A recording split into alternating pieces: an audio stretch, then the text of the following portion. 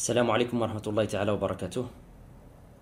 Bonjour tout le monde. Donc, pour cet atelier JavaScript, on va essayer de faire un exercice sur lequel on va traiter la manipulation des méthodes querySelector, querySelectorAll, la méthode parent, la propriété parentElement, la propriété style, donc encore la méthode createElement et la méthode appendChild.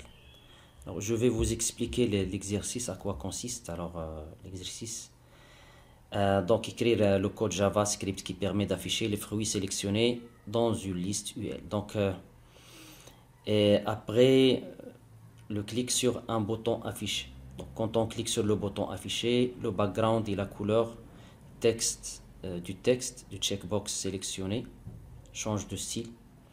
Alors voilà l'aperçu du formulaire.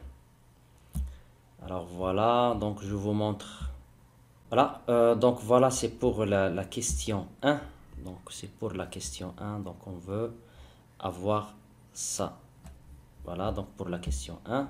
Si je sélectionne, voilà, si je sélectionne donc des éléments ici, quand je mets afficher, donc le background change et les éléments sélectionnés ici, ils vont être affichés dans une liste UL, ici, à la fin. Par exemple, si je décoche ça et je coche ça, donc voilà, les mises en forme ici sont mises à jour. Et les fruits qui ont été sélectionnés par checkbox, ils sont affichés ici. Alors, pour faire la question 1, je vous ai déjà passé le code source de cette page. Voilà, c'est l'atelier 4-8 HTML. Et ici, vous allez trouver le code source pour ne pas perdre de temps.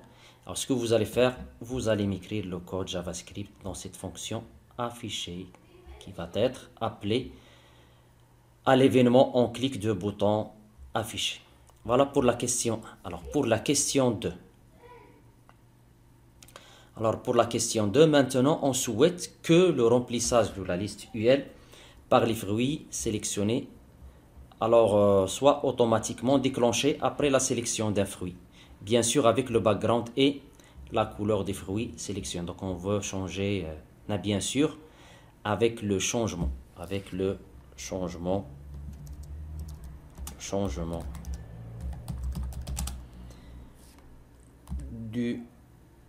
De background et de la couleur.